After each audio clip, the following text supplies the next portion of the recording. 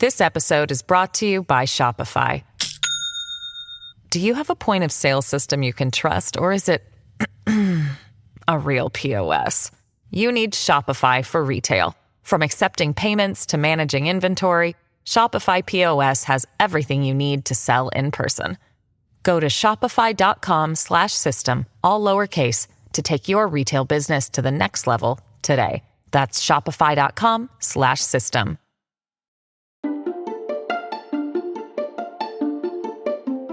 At a local bar in Mesa, Arizona, patrons overhear some disturbing comments coming from a man nearby.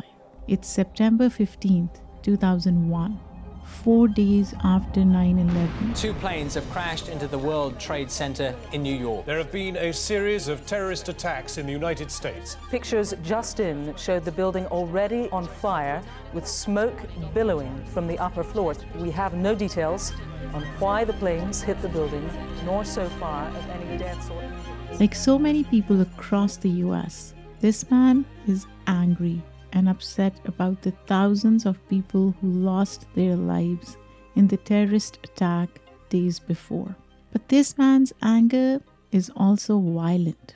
As he drinks his beer, he rants about Muslims, saying that he wants to kill quote-unquote Middle Eastern people.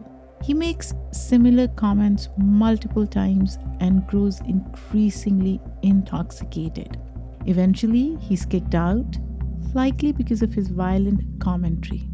But what the bar patrons don't realize is that his comments are more than just empty threats.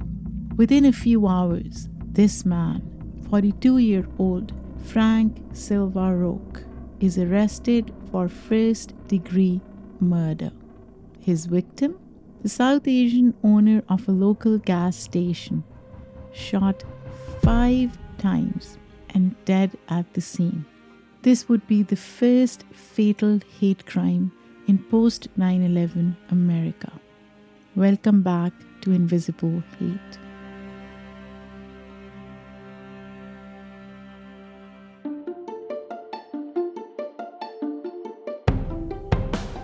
Welcome back to Invisible Hate, a weekly true crime podcast in which Asad and I attempt to uncover the ugly truths behind various hate crimes, both recent and historical. I am your co-host, Saadia Khan. And I'm Asad Butt. That's right, Saadia. So many of the cases that we discuss involve crimes committed against minority groups.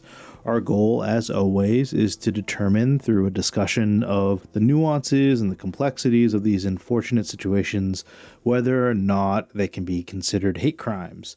While incidences such as this one that we're about to talk about are really important to discuss, they can also be really challenging to listen to. So above all, we just want to make sure that you are all taking care of yourself and your mental health. Before we get started, Saadia, how was your week? As the last couple of weeks have been tough for a lot of us, but before we delve into today's case, I do want to draw listeners' attention to something that happened recently. A suburban Chicago landlord, 71-year-old, stabbed a 6-year-old Palestinian-American boy, Wada Al-Fayoum, because of the kid's Palestinian identity. And I do want to address our listeners here. I know a lot of us are angry. We are reacting to things in ways that we wouldn't normally. But here's the thing. Words matter. Harmful, dehumanizing words lead to violence. So please use words carefully to recognize the humanity in people who don't look like you. Recognizing all humanity is extremely, extremely important. And we talk about this a lot on our podcast. And the way I see it, fighting for justice and equality transcends allegiances. And I know, as I said previously, everybody is angry. But amidst the anger, let's preserve our collective humanity. And if you can, listeners, research with curiosity, approach history openly, and extend compassion to everyone in pain. right now, Muslims are suffering as much as the Jewish community. We are being targeted abroad and we are being targeted at home. And we don't feel safe in our homes, in our societies. And it's a terrible, terrible feeling to have. We do this podcast to shine light on, the crimes that are being committed against the minority communities. And I think this one that we just talked about is a perfect example of a direct result of the stakes being raised, in the media and in our communities, right? Like this crime likely would not have happened had it not been for tempers being flared across the world. And so, I think that it's just sad for me, like you was really upset when I saw that story. I mean, it's one of hundreds of stories that we've seen in the last couple of weeks that have made us upset. And I think you said it right, Saadia. I think, it's something that I've been thinking about a lot. It's just, leading with empathy and realizing that the suffering and murder of anybody is just unjustified and not needed, right? Exactly. And I said this case is so relevant, although it happened almost 22 years ago. It makes a lot more sense for us to share it now because it shows the impact that words, that stories, narratives around certain communities can have on people. Agreed. Yeah. So should we get started then? Yeah. So with that, let's get started on today's case.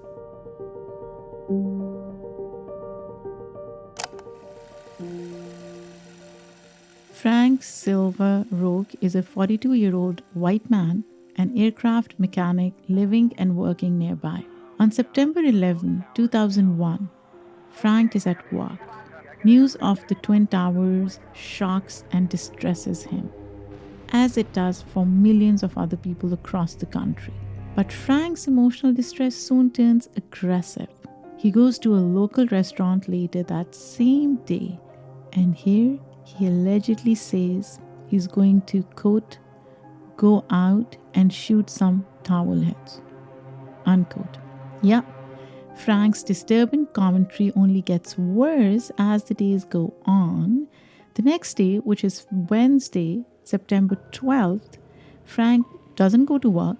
One of his co-workers apparently calls him that day to check on him. But then Frank tells his co-workers something truly concerning. According to a Huffington Post article from 2012, Frank says, and I quote, "We should round them all up and kill them. We should kill their children too, because they'll grow up to be like their parents." Unquote. I mean, Saadia, we're seeing this language again today. You called it, like this is history repeating itself, and it seems to be repeating itself every couple of years, if not more. It's so sad. You mentioned this term that Frank had used, which is quote unquote towel heads. And, for those that don't know, this is a derogative term used for South and Southwest Asian folks in general, and that includes Muslims, but it basically includes their religious and ethnic identities. And, it's just like, Saadia, that comment is just crazy for him to say that he wants to kill children too. Yeah. Like who says that? A lot of people have said, sadly. I know, that's as I say that, I'm like, you hear people saying that in the news, in the last couple of weeks a lot. It's really just, extra. And yeah. And I said, what's ironic is that Frank has children of his own, by the way, 2 daughters, and yet he still openly makes these types of comments about kids who, in my mind, are always innocent, right? Yep. Frank repeats a lot of the same awful things in his home. Things like, quote, all Arabs should be shot, unquote. His wife responds by taking the box of guns and ammunition that they had in their home and hiding this box in the trunk of their car. Oh, good for her. Yeah, but in the car, really, isn't that more accessible to him? Yeah, I mean, who knows? But I mean, at least she was, trying to respond in some way, shape, or form. Yeah, I mean, I'm not sure if it's the best hiding spot, but at least his wife doesn't agree with or encourage his threats. But at the same time, it means she already believes that her husband is capable of acting on his threat. Good point. Yeah, good point. And now we are coming up on September 15th. The day of the murder, right? Yeah, unfortunately, that's right, Asad. If you remember from the intro, Frank goes to a local bar in Mesa, Arizona on September 15th. While he's drinking, he's saying much of the same hateful stuff he's been saying for days now, threatening to kill Middle Eastern people. He's also slightly intoxicated. And if we've learned anything from our episodes, it's that alcohol always makes these types of situations worse. Eventually, the bartender kicks Frank out. But before he leaves, Frank says that he's going to do quote unquote something soon and that everyone quote might read about it in the newspaper. And sure enough, Frank gets in his car and drives off. After driving for a bit, he spots two men outside of a gas station. These two men, as we know now, are Balbir and his landscaper. But when Frank looks at Balbir, he does not see an innocent man with a family. To him, Balbir is just another brown man with a turban. And so, from his car, Frank points a handgun out the window, aims, and shoots Balbir 5 times. He's dead within seconds, and Frank speeds away. Oh my God. So this is just awful. And again, like, it just happened so quickly, right? Obviously, he was thinking about this for a while and hunting down, trying to find someone. But the fact that Balbir is dead within seconds, like, oh, unbelievable. And all because of the way that he looked, right? And just happened to be standing outside the gas station, right? Like, just so ridiculous. So where does Frank go from there? So unfortunately, I said Frank doesn't stop there. After leaving Balbir dead, Frank shoots at 2 other victims. One is a Lebanese man at another gas station. The other is a family from Afghanistan. Oh my God, just going on a shooting spree. Yeah, of course. Exactly. But the good news is, if you can even have good news in a situation like this, neither the Lebanese man nor the Afghan family are killed. In fact, I'm not sure if they are even injured, at least not physically. Sources aren't too clear about that. Yeah, I mean, that's really great news that these weren't fatal. And, it's it's shocking, Saadia, that this is something that I've just never heard about either, right? And it's also just not surprising that it did happen, that someone would kill someone and then continue on to try to hunt down other people as well. But yeah, altogether though, I'm sure it's, traumatizing for everybody that was involved. You're right, Asad. And speaking of the family from Afghanistan though, they were apparently living at a home that Frank owned and then sold to them at some point. At least according to one source, which is so bizarre. Oh my God. So you said that Frank knew where to go to find and shoot at the Afghan family. If that's true, I guess that makes me wonder if he knew where he was going when he killed Balbir too. Like, maybe he knew that someone that, was wearing a turban was running the gas station, right? It was owned by a brown person or whatever. Was it by chance or was it an actual targeted killing is a question I have. So honestly, Asad, sources don't give us much information here, but I'll say that Mesa, Arizona, where this story really takes place, is pretty big. The population was over 400,000 people in 2001, which makes it less likely that Frank knew of Balbir or if he had met Balbir before. I mean, it's possible, but I think I'm leaning toward it being a chance encounter. Frank was just driving by, intoxicated, already angry, and probably looking for someone to harm based on his commentary. For sure. Then he happened to see a brown man at a gas station who fit his perception of a so-called towel head and killed him. Yeah. I mean, I don't disagree with that. I think that is probably what happened. And I guess it's sad either way, whether or not he targeted Balbir or because he knew that he was working there, or if it was a random shooting. It's still outrageous, egregious, and so much. Saadia, let's take a quick break, and when we come back, I want to know more about who Balbir Singh Sodhi was.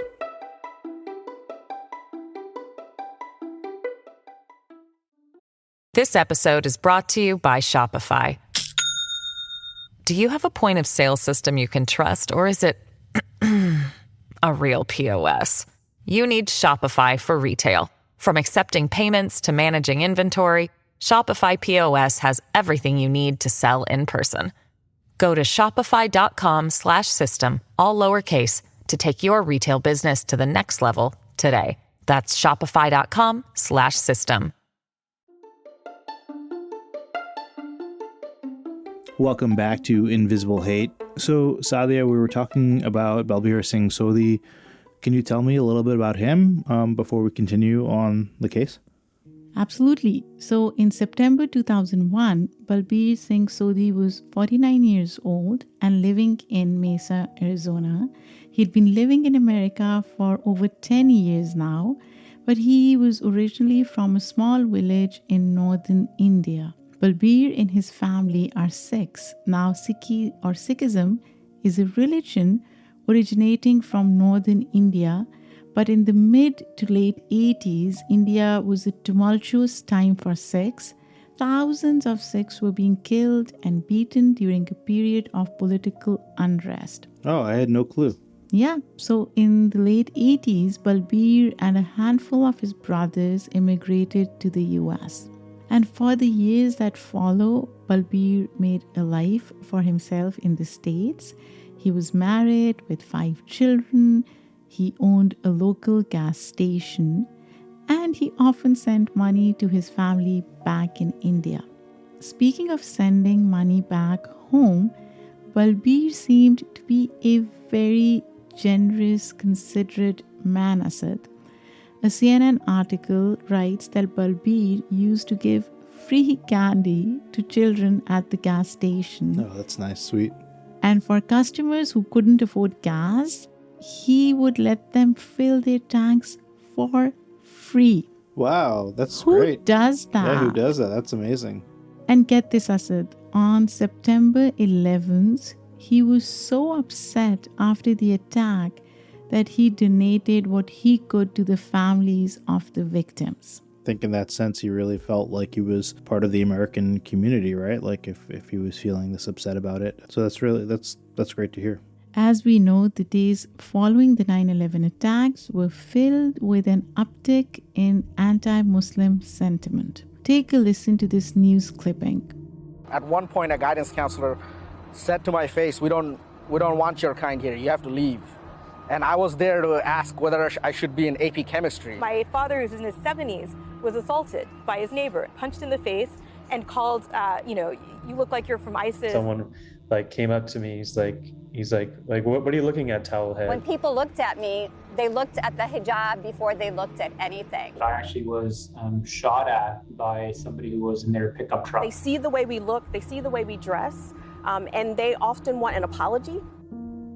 Now, a lot of listeners may not know this, but Sikhs are often confused with Muslims because Sikh men wear turbans as a symbol of faith. Many different groups around the world wear head coverings as well, but here in the United States, more often than not, people assume that anyone wearing a certain head covering is Muslim. Yeah, ridiculous. I know. So within his town in Arizona, Balbir began experiencing increased harassment. Fellow Sikhs in his community had similar experiences, including his younger brother named Rana. So Balbir and Rana started meeting with local Sikh leaders. Their plan? A local news conference on Sunday, September 16th. Here they hoped to teach the community about Sikhi and therefore minimize the increased discrimination in the area. And Asad, I want to point out that I don't think Balbir and Rana were trying to prove their innocence by throwing Islam or Muslims under the bus. They just wanted to clarify and explain their religion and their identity. Yeah, and I actually didn't read it that way as you were describing it. And, I think that it makes sense. I think all of us, after anybody that was quote unquote different after 9/11, was doing what they could to educate people that didn't know about their faith or their culture or whatever. And so, yeah, I'm not surprised by this whatsoever. And I don't take any offense, that the Sikh community wanted to do this. But, it's something that did stand out, Saadia, was that you mentioned that the news conference was going to be on the 16th, but I think Balbir was murdered on the 15th, right? Right, and that brings us to date on the day of the murder. On Saturday, September 15th, Balbir went to his gas station, like usual. At some point in the day, Balbir went outside to help his landscaper plant flowers out front. This is where he was when Frank drove by and shot him, killing him within seconds. So, Saadia, what happens after the murder then? After killing Balbir and shooting at other folks, he goes to another local bar. He expresses no remorse and he makes no attempt to evade notice. So, of course, later that evening, police arrest Frank at his home. He doesn't struggle or resist arrest too much. But on his way out the door, he says, and I quote, "I'm a patriot and an American. I'm American. I'm a damn American." End quote. As if that gives him the right to do what he did, right? Like exactly. That I said, what the actual fuck? The case is tried in court nearly 2 years later on September 2nd, 2003. And get this. Frank and his defense claim that Frank has undiagnosed and untreated mental illnesses. Oh, your favorite. Yep. Here we go again, Asad. They use this alleged mental illness to suggest that Frank is not fully responsible because 9/11 triggered an uncontrollable reaction from him. I get why they're arguing this, but I don't understand it. But yeah, go ahead. I said this happens so many times, right? This is the guilty but insane defense, which we've seen more than a few times on previous Invisible Hate episodes. Totally. But a lot of the time, these insanity pleas just don't hold water. So at first, it seems like the court decides this insanity plea isn't valid. Thank God for that. The jury convicts Frank of first-degree murder, attempted murder, and drive-by shooting. Makes sense. For all of these charges, the court even gives Frank the death penalty at first. But the insanity plea actually comes into play again a few years later in 2006. The Arizona Supreme Court waives the death penalty and gives Frank life in prison without parole instead. Oh, I'm okay with that. Yeah, it's not that they think he was completely insane, but they do find that Frank has a lower than average IQ. And my question is, Asad, if you have lower than average IQ, it's okay for you to shoot people and kill them? Yeah, that's a great point. And you have to remember how many people in America probably have a lower than average IQ. Well, by statistics, half of Americans have a lower than average IQ, right? And so, and half of Americans did not commit a murder after 9/11, right? Exactly. Now, apparently there's also evidence that does in fact suggest that Frank has some form of mental disorder. And I would be very, very interested in knowing more about this, but we couldn't find more information on it. So professionals generally agree that Frank's low IQ and possible mental disorder are somewhat responsible for the murder. But to be honest, Asad, I don't buy this at all. It's interesting. I mean, this is definitely changing the way that I feel. Do we have any words from Frank regarding this mental disorder the court claims he has? Yes, actually, we have a chance to hear this argument in Frank's own words. as he has actually explained the situation to none other than Rana Singh Sodhi, Balbir's brother. In 2016, Rana called Frank on the phone to speak to him about Balbir. Frank, I'm hearing you. I'm so thankful and what you say, and the first time I'm hearing from you, you regret and you feel sorry. This was in September 2016, which means it was almost 15 years to the day of Balbir's murder. In general, it was a pretty difficult time for Rana. Despite the work he'd done to fight racial injustice, prejudice seemed to be getting worse. Now, keep in mind that 2016 was a presidential election year in America.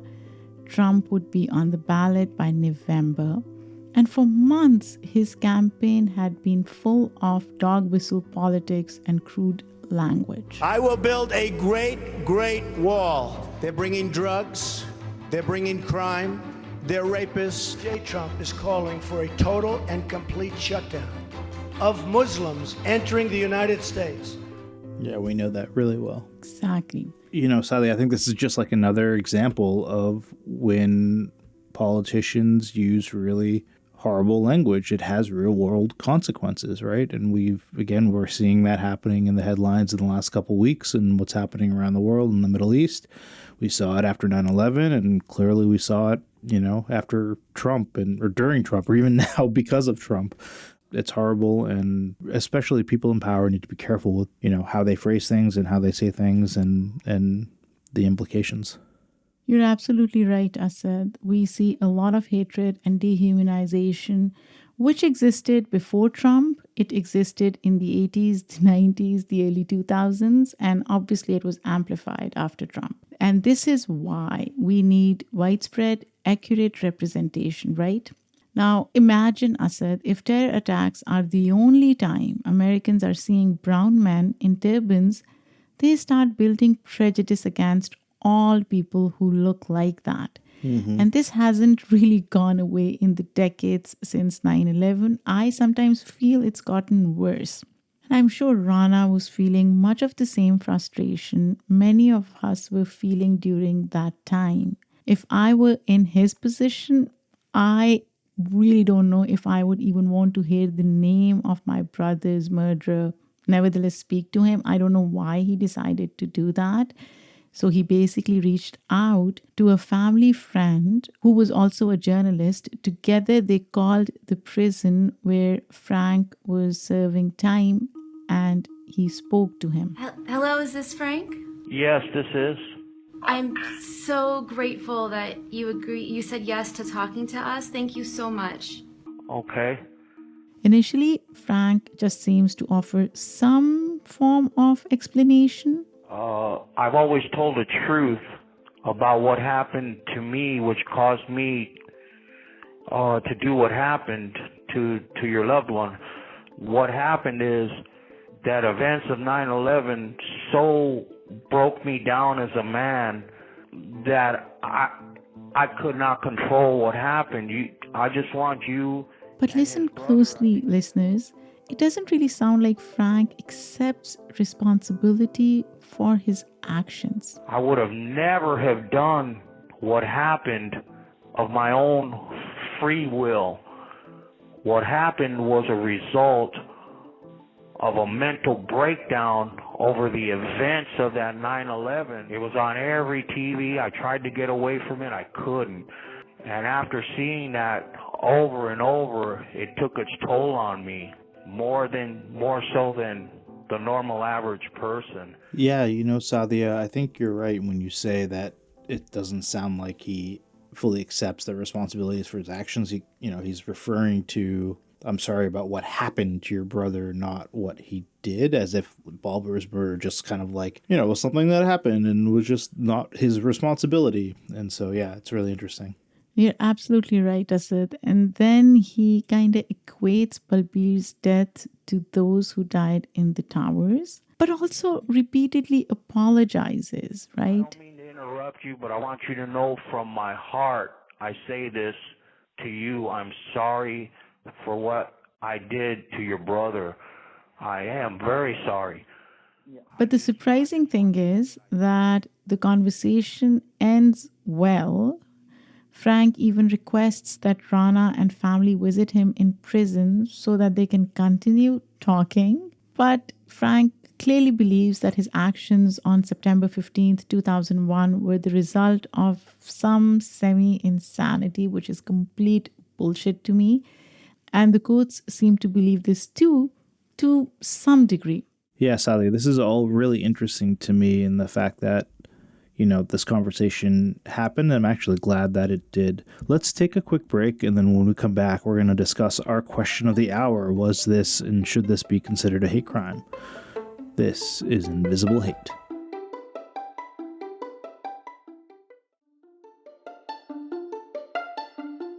Welcome back to Invisible Hate. So, Saadia, the question of the hour, as we always talk about, should this have been considered a hate crime? Asad, what do you think? I am no doubt that this is considered a hate crime. I think, to go back to the story that we talked about at the beginning of the hour, the young Palestinian child that was killed, like if 9/11 didn't happen, I don't think Balbir Singh Sodhi would have been killed, right? You're right. And he was targeted specifically because of the way that he looked, because he looked, quote unquote, Muslim or other, or quote unquote, towel head. And so regardless of, I think, Frank's state of mind, I think this is clearly a hate crime. And even, me learning about this, I probably read about it, when it happened or shortly thereafter and have forgotten about it after whatever 20 plus years. To hear it again, it's so disappointing in terms of its randomness and the fact that it just happened, and then obviously there were 2 other victims as well. Just a heinous. I think this is probably one of the worst ones, just because of when it happened and how it happened. And yeah, how about you? I agree with you, Asad, and it's a grim reminder of how a lot of us are losing humanity and how we see other people and we think it's okay to hurt them because somehow someone who looks like them may have hurt somebody that looks like us. And that's the sad part. And we're seeing it play out again and again in American society. And the only thing I can say is, let's take a pause, let's take a deep breath, and let's try to connect with our basic humanity. Yeah, I think that's exactly right. One other thing I just wanted to say is just like, even if in some weird world, Balbir was somehow connected to what happened on 9/11, I still wouldn't want Frank to take justice into his own hands, right? You're right. Which is what he thought his right to do as an American, as, a white man. And it's just this, vigilante justice that we see across the world, not just in America, that really kind of makes me sick to my stomach. So anyway, where is Frank these days? So Frank died in prison in May of 2022 at around 63 years old. And as for Rana Singh Sodhi, he is still working to honor his brother and fight against injustice. It's been an uphill battle for sure, because while many people mourn Balbir's case, not everyone has been empathetic, Asad. Like, on the one hand, the state of Arizona has a 9/11 memorial, and Balbir's name is included in the memorial as a victim of 9/11. But in 2011, the Arizona legislature actually tried passing a bill to remove his name from the memorial. Plenty of people no longer considered Balbir a victim of 9/11. Oh my God, that is outrageous. How sad is that? That is unbelievable. But the good news is, in the end, the governor of Arizona vetoed this bill, which is great. That's great news. Just seems like a ridiculous political thing to happen. So Saadia, how can people help? They can help in many ways. The Sikh Coalition is one great source to look into if you want to learn more about Sikhs and support the Sikh community. I actually got the chance to speak to the current director of the Sikh Coalition a while ago for Immigrantly. So if you want to check out that episode, you can look it up. Awesome. For anyone unfamiliar, the Sikh Coalition works to destigmatize Sikhs in any or every sector, including education, media, and law. On their website, you can educate yourself on a frequently misrepresented religion and even donate to their cause. That is something I will definitely go and check out. Thanks for sharing that, Saadia. And we'll link to that in the show notes as well. And with that, we're at the end. Thanks, everybody, for listening to Invisible Hate. If you want to learn more, check out all the stuff that we have in the show notes. And then also, please email us your thoughts. We'd love to know your thoughts on this case or any other case that you think that we should cover. You can reach us at info@invisiblehatepodcast.com. You can also find us on Twitter or Instagram. Just search for Invisible Hate Podcast. Right, Asad. Thanks again for listening. If you like what you hear, please share with a friend. Invisible Hate is a joint production of Refilion Media and Immigrantly. We would like to thank our team, which includes Michaela Strother, Emmanuel Monahan, and Paroma Chakravarti. Our music was done by Simon Hutchinson. We'll be back next week with another hate crime for us to analyze. Until next time, I am Saadia Khan. And I'm Asad Butt. Take care.